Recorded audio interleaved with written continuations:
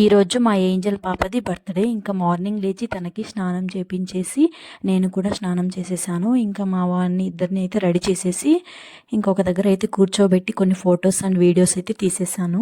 కొన్ని చాక్లెట్స్ కూడా తీసుకొచ్చారు. ఇక్కడ నేను కేక్ చేద్దామని చెప్పేసి స్టార్ట్ చేశాను.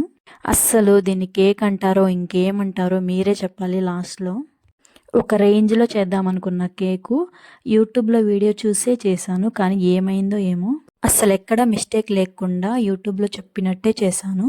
కేక్ షేప్ అయితే కరెక్ట్గానే వచ్చింది. బట్ టేస్టే కొంచెం గట్టిగా అస్సలు మింగలేకున్నామన్నమాట ఆ కేక్ని. అన్నీ వేస్ట్ పనులే చేస్తాం కదా మనము.